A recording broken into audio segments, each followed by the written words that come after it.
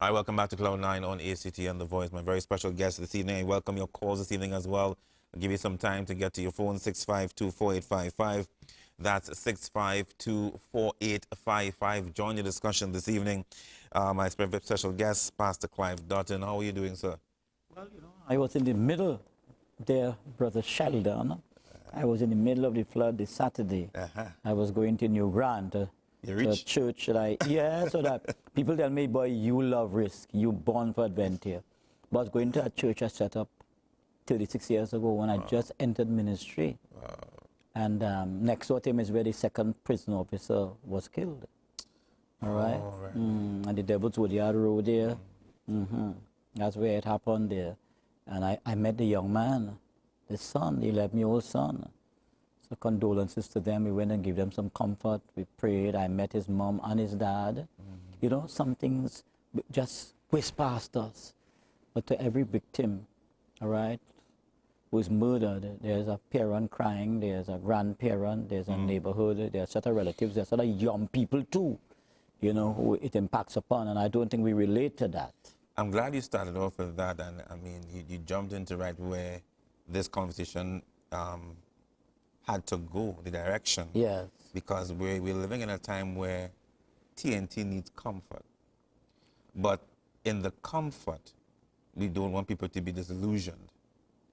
Comforting also comes to the reality of what it is, of where we are as a country, right?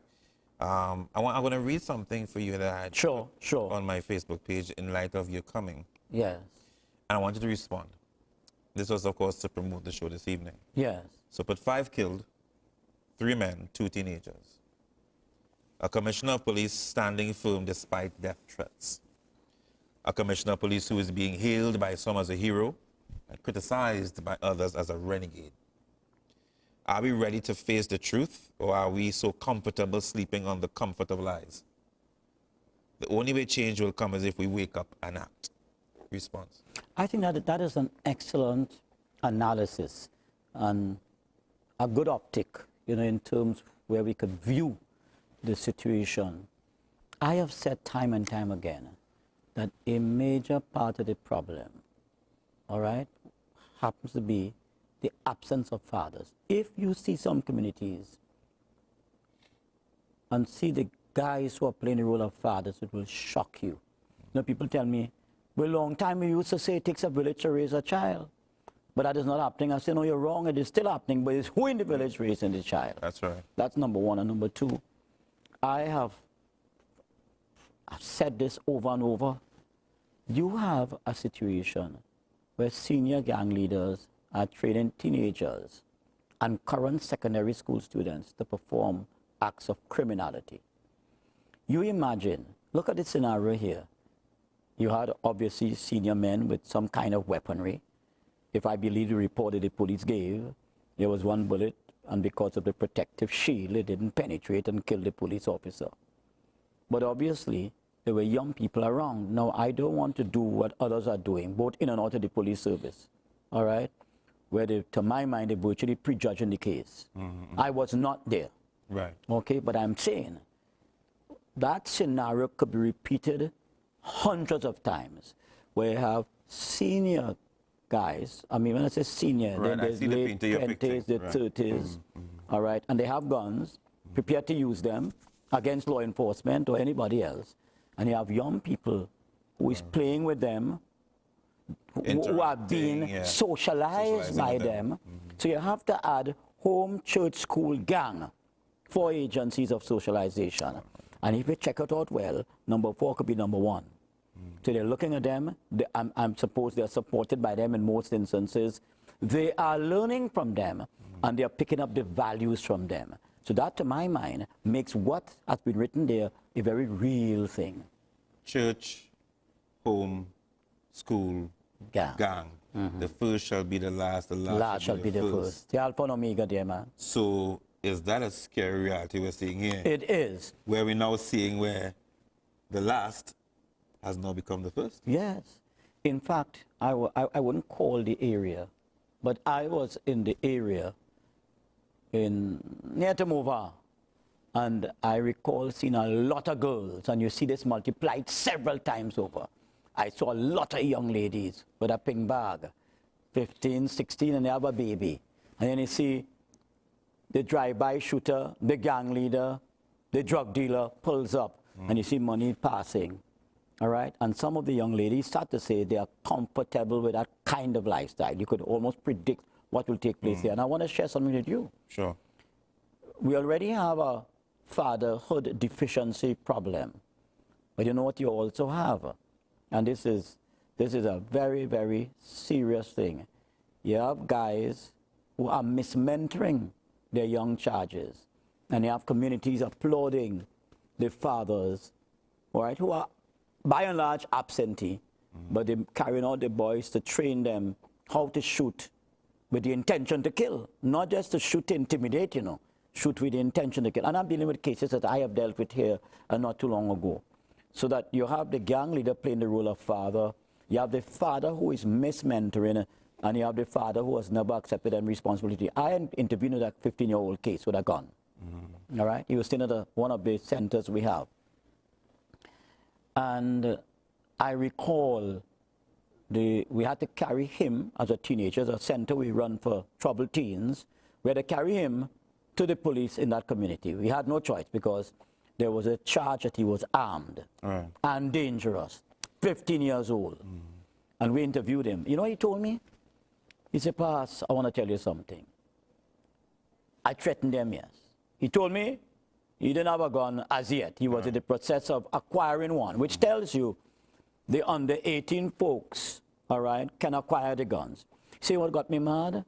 He said, "You know how your organization picked me up?" He said, "My mother and father put me in a dustbin, you know.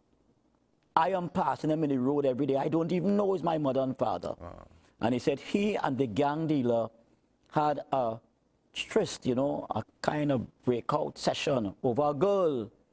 And the guy told him, "You know, you're a young little beast. Huh? Why you want to go after my girlfriend?" And then he started to curse the mother. He said, "That guy, the gang dealer, the gang I in, cursing the mother I never met." He said, I couldn't cope with that. He said, "Yes, I did threaten him, but he told me he didn't have the gun." All right? He was in the process of acquiring. I am not God, so I don't know whether it's true or false. But there's a social dynamic on the ground there that has to be related to. And that is why perhaps I think some of us, even religious leaders, stay away from it. Because I agree with the commission on this. There's a complex dynamic on the ground in terms of the impact on young people, the mismentoring, the rejection of those who want to mentor properly, and then you have the issue of the intergenerational focus. I want to switch from that to come back to your point that the video you were showing about the guy being charged or should have been charged. And I agree with you totally. And I also agree that the police acted very, they showed respect for his age and stuff. But you have a young lady who is a pro-marijuana lobbyist. And I watch on television where she's telling people in a town meeting, "Plant it, smoke it." I tell you could do that. And you know, she is encouraging people to break the law, and nothing has happened. As far as I recall, nobody has stepped out and told that lady, even give her a warning. And I feel since she encouraged people to break the law publicly, she should be dealt with publicly. And some statement made, okay, we have spoken to her, she's wrong, she mustn't do it again. But what happens in Trinidad, you see an indisciplined, all right, and lawless nation cannot fight crime. How, you see, we have our own pets in terms of what we define as crime, and that is the problem. We have our own little pets. So if it's overtaken on the shoulder, we deal with that. If it's drugs, we deal with that. But the issue of somebody encouraging people, all right, to break the law in such a brazen fashion. Let me say this, and people might start get, I speak very openly. You mentioned the word pet. And the one reason why people will pet a dog that is bad or dangerous is to keep that dog calm. They don't want that dog to bite them. And I think there are very strategic people in place in our society who are petting crime because they don't want it to come back and bite them, because they have something to benefit from keeping that dog very close to them as a form of protection. That that is a fact, and that is one of the facts we don't want to face. That's a scary, scary thing. I'm just going to pet it just enough to protect me because I don't want it to come back and bite me because I have something I need to be protected. But the crocodile is still the crocodile. Huh? But let me tell you another reason. The protection thing has become not just an isolated experience, it has become a syndrome. I recall going to a school not too long ago. I was invited by the social worker and the psychologist, the guidance counselor. I would never forget this. And here you had a woman who hired a gang to protect her child. In that area, people are now realizing that an area in South, not in North, not in the East-West corridor, in South. Yeah, South. And that mother hired a gang to protect her child, only to discover when the gang went to the school to discipline and have killed the boy, that her son was the problem. It was her son who was the aggressor, and the victim was the guy she was charged with bullying her son. You understand what's going on there? But when it comes to the place where parents could hire a gang and pay them to destroy the rival, you understand where we're going? And some of these factors, some of these elements in the crime, cauldron, we are not really looking at all. And we have to look at it and we have to address it. Let's turn our attention now to the Commissioner of Police, Mr. Guy Griffith. And my first statement that I made when I said there are those who praising his efforts and calling him a hero, and the others who are calling him a renegade. He made a statement on another program that I could say it more edition, where he, and I'm paraphrasing here, but making the point that what do you expect my officers to do? If a gun is facing them, what? Disarm them? And there are those who are taking a lot of offense to that. As well as he made a statement, my police service. So there are those who are very concerned about the tone of the commissioner lately.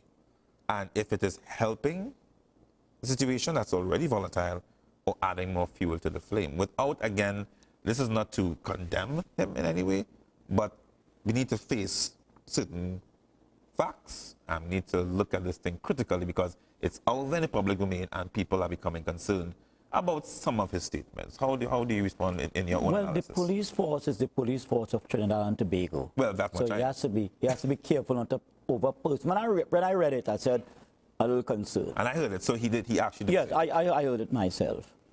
And then he's using military, somebody said, I think it was Daily Long, or somebody on 95 or some station was saying he's using the military language in terms of confronting. Now let me say this, I said it last year, I said it the year before, I said it the year before that. This nation is under siege, all right? As far as the criminals are concerned, they are declaring war on the country. What is very sad, all right, and Mr. Griffith has to confront this as a major item.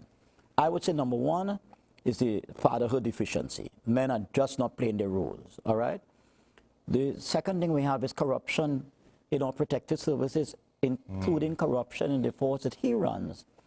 And he hasn't created that. He's just come really. He has inherited that, and he has met that. I mean, you have an officer, they say a senior officer, charged for ladies' underwear, taking it. I mean, that is such a... And rotisserie chicken. Right, and as Michael Seal says, I forgot the head of the police, that's just humiliating the force. But you have beyond that. And for years we have known there are officers, not just in the police force, but in the prison service too, who undermine their own colleagues and put their colleagues at risk. Thank God, is a minority. Thank God. However, so he has a number of situations. If I could advise very carefully, I'm sure he means well. He has the best of intentions. But I don't want him to assume the role of infallibility. In other words, when you say something and you're advised, all right, there will be people who want you to fail. And there are people who want you to succeed. On this station here, we want him to be a success.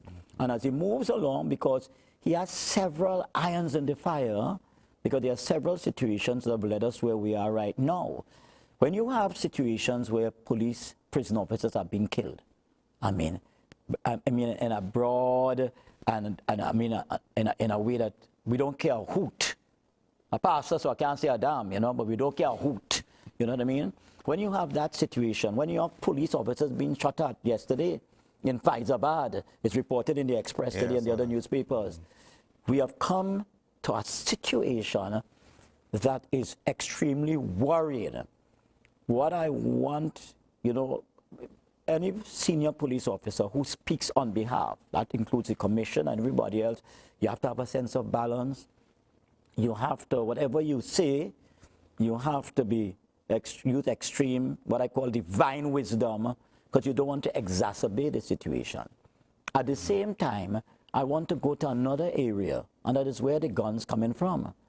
Because that tells me about breakdown in several institutions, customs, the protective services. I always say behind every corrupt cop, all right, is a businessman, a politician, and an attorney. And sometimes a parent, you know, because, and of course, the drug dealer, whoever he is, the gang leader. So that we have a very sophisticated criminal mafiatic network here. And I know, I am sure, that he has a lot of that on his head, and there has to be, he has to deal with it in terms of his public comments with a certain sense of maturity and balance. For example, I listened to a media house today, they asked a question to the whole country, where are the guns coming from? Of course, the IADB, in the latest report, define where the guns are coming from, all of the areas in Latin America. I mean, the areas, we can't get every potential point of entry in the country. We don't have the resources, we don't have the equipment to do it. But you have Venezuela, you have Colombia. I understand some people tell me even from Europe, there are some weapons coming in. We don't make them here, except the very primitive ones. We don't make them here. So like the cocaine, we don't go here. Somebody has to bring it in, all right? But you have a situation where 14-year-olds and 15-year-olds and 16-year-olds already know how to shoot and kill. I'm talking about not Venezuela, not talking about Trinidad and Tobago. So therefore, we have to look at it wisely. And of course, we cannot avoid the issue of white-collar crime. It is because of white-collar crime that we have young men in Laventille, and in Bacadie in South, and in La Romaine, and in Mayaro, who are exposed to guns and have the finesse to execute people. Remember, that's the point we're making during the break as well. That's where the whole petting the dog concept coming in. Yes. Because for some, crime is just, as we were saying, just cutting back on the murder rate. But crime doesn't start with the murder rate. Crime starts with somebody calling the shot. That's you're correct and it's in that. Normally somebody who has a certain level of authority and power. These guys, let's be honest here, these guys don't just kill for fun, you know? Very rare. You have the foolish one, but very rare. And it's if you really go down the chain, but somehow when you reach a certain point in the chain, it stops. And you can't go beyond that because they're being protected. Before we go to the break, how do we deal with that? Because again, you hear Mr. Manning has said it, the big fish.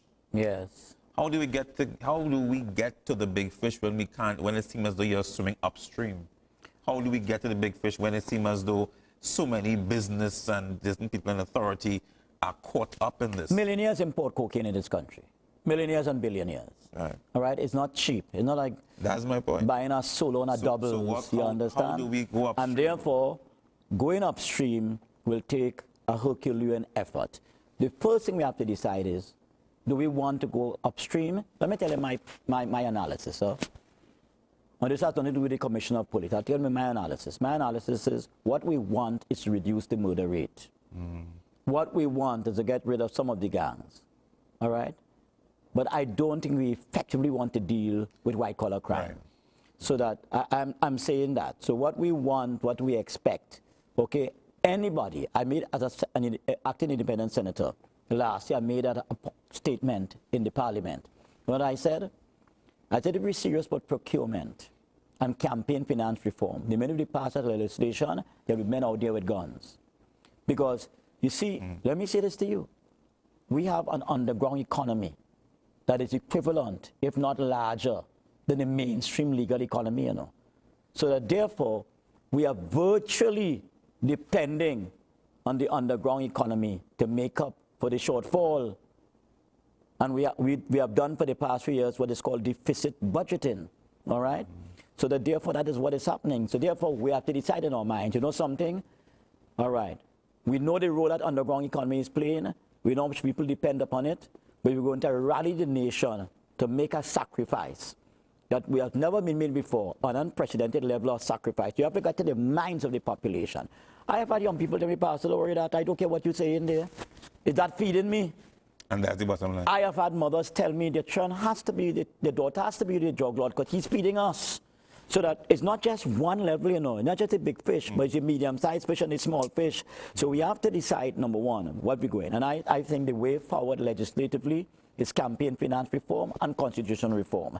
We have to appeal to the nation. We have to have a whole spiritual re-engineering of the society in terms of the values we have. I like that, yeah. Because it's the values that we have in us where we are. And then we have to have the courage, all right, to decide, can we stop and deal with those who are in charge of the economy?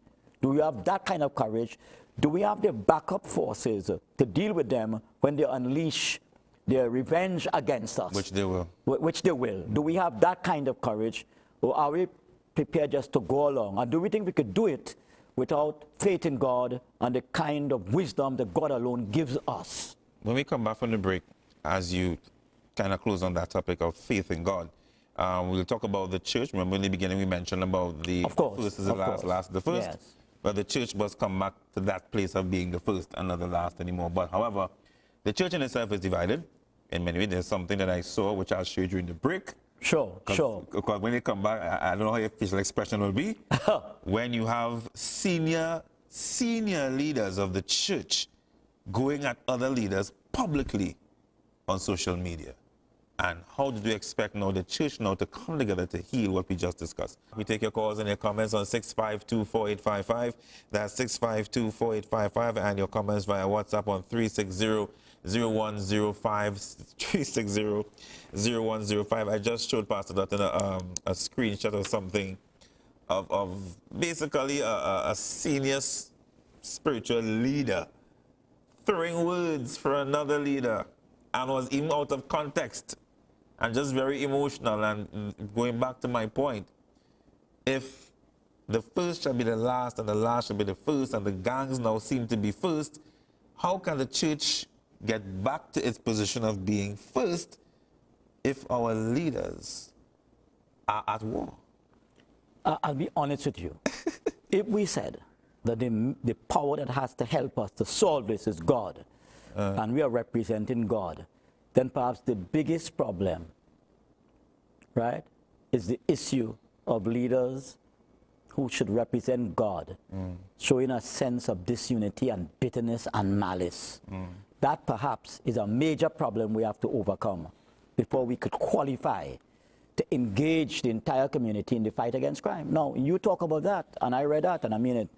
My hair almost, sorry, not the hair in the front, but the hair at the back raised.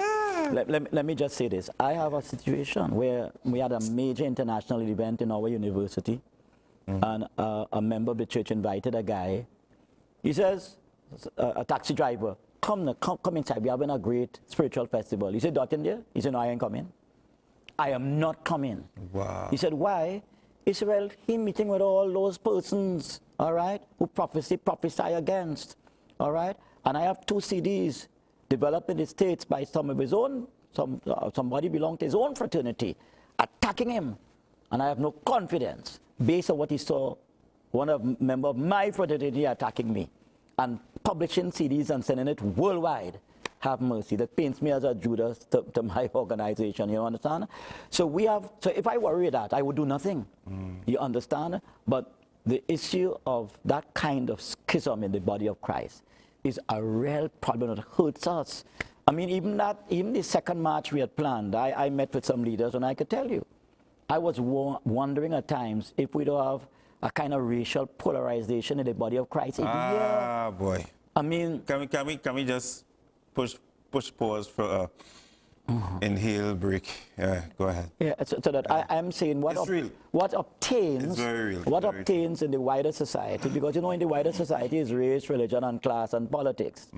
You know, I shudder to think what the atmosphere will be in the next election. I must tell you, I shudder. I'm no spring chicken here. I shudder. I mean, it causes me enormous pain. And when I say we, All right? Yeah, we have differences. I mean, that's why I compliment Pastor Mansing, you call him. I mean, he called me, say, Pastor, you know, you made a statement in terms of the Sabbath, etc., and some people are taking offense. And he operated in a very mature way, and we solved that problem. But I am saying theological disagreement must not be the issue. The issue is God gave us a power of choice to choose, but when it has an issue that's affecting all of us, and affecting the young people. The church must find a common ground. We must find a common ground. And so, you know something? It is God that wants us to put aside, all right, our theological differences, we call them, and pull together, all right? I don't have to promise you that I will agree with your doctrine. But the point is God expects us to pull together, all right, to make a difference. I posted something on Facebook over the weekend. I don't know if you saw it, where I called for we need 500 spiritual fathers who will adopt one troubled family. I made that call on Facebook. We have more in common than yes. And I'm saying, if we had to pull on the walls of Jericho, the army has got to be united in terms of understanding, okay. What's the cause? You know something? If you are Seventh-day Adventist pastor and I love you, that's no big thing.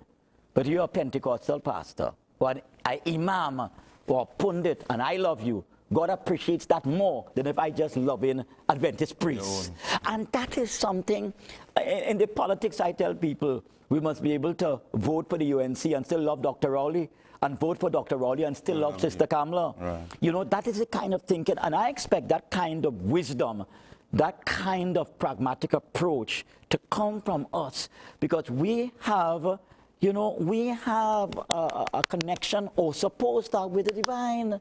And therefore, if I see what they call the 1%, if I see a Syrian child under attack in a grocery in San Fernando there, I mustn't say I do 1% child. I must jump out of the car.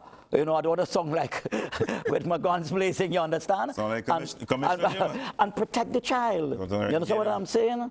So that, you know, we have to be careful. We have this fortress mentality in religion that is hurting us. And it's hurting our witness to the nation. And we must cut it out. We must cut it out. There's a statement that, you know, ever so often the principal of the Santa Ana Girls School, that when we go to have PTA meetings, that that she would say, and in praying one day, you know, God showed me something with the church. And we have in meetings, you know, you hear about the different challenges, you know, parents go through and children go through. Yes, kind of thing. yes. And she makes the point quite often that, you know, the school is just a microcosm of the macrocosm of society. So the same things in society you see in school. And then God showed me, he said, the church is the same thing. The church is the same thing. The issues that people are facing in the church is what people are facing in the wider society. And I am sorry to say, but I think in many cases the leadership, they're just not equipping themselves as they should to deal with the issues. You ever heard what Hitler said? At the height of mobilizing German people to hate Jews, you know what he said? He made the following statement. He says, for malice and hatred to survive, it needs religion to add to the fuel. Could you imagine? Hitler said that. And no wonder some wars have a religious base. Because when people feel this is what their God expects of them, and to shun, I mean, I have members in my own community who don't want me to be part of a march that involves Roman Catholics and, you know, the other non-Christian religions and Baha'i and Jehovah's Witnesses, and I'm saying I disagree with that. All right? I must be able to go on a pulpit and say, I believe Seventh-day Adventist doctrine. And the next day there's a march, including everybody. Because just how I believe I am right, I must perceive that you believe that what you believe is correct. Understood. And that is what will build the bridge. And until we get to that place, and I ain't claiming to be no perfect one. I sinned up to last week. You understand what I'm saying? I sinned up to last week, and I asked God forgiveness. All right? The same thing with Pastor Mansing. When they had an issue with some of the folks who were a little offended by what I said or alleged to have said. Open Bible School asked me for the third year runner to come and do their graduation. And I complimented the principal and the pastors there. Because they rose above the current challenge and disagreement. And we have to rise above that. We have to rise above our racial prejudice. We have to rise above our class. We have to rise above, you know, our conviction sometimes. We have to rise above that. in terms of saving the nation. And right now, we need to ensure that we save this nation and do our best. Hello, we are stronger united. That's right. That's what I want to say. We are stronger united. You know, there's a scripture, a very popular portion of scripture that I mentioned quite often in the last few weeks. And it goes back to what you said, because there are many religious leaders from various areas, various religions, who claim that because this is my doctrine or my belief or my theological belief, then that stands and yours doesn't matter. And I think we sometimes miss, very often, and not sometimes, very often, what Christ taught. And this is why he told the Pharisees and all of them who said that I cast out demons in your name, and I did this in your name, and I healed in your name. And then Christ looked at them and said, I don't know you. Yes, that is the word, you know. And that is what many of us will face if we're not careful. Yeah, that is in the word. And the word doesn't lie. You know, I have a dream, and one day Clive Nunes, you know, it says the throne of the world are wiser than the throne of the kingdom. Them gang boys know how to unite, you know. When a crisis comes, you know, when they're under attack from the police, they know how to unite, you know. We don't. We don't. You know what I would love to see?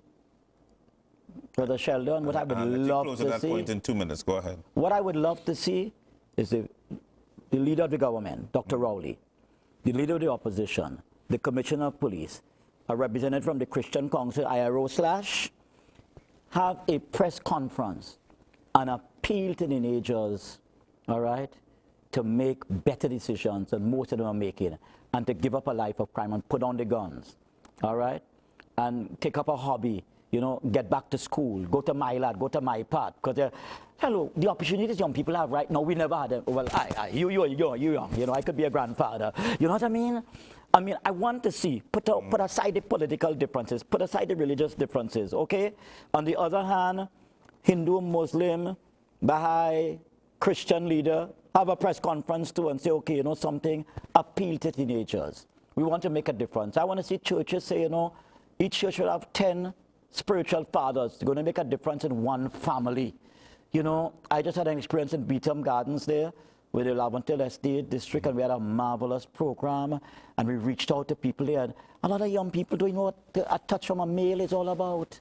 No father in the home. Don't know their fathers at all. Pastor, we have a few seconds before we close. I want to thank you so very much. My privilege, my privilege. It's always a pleasure indeed. God bless you. God bless you. So take care of yourselves and each other. Thank you for joining us on Cloud 9 on ACT and The Voice. Take care and God bless.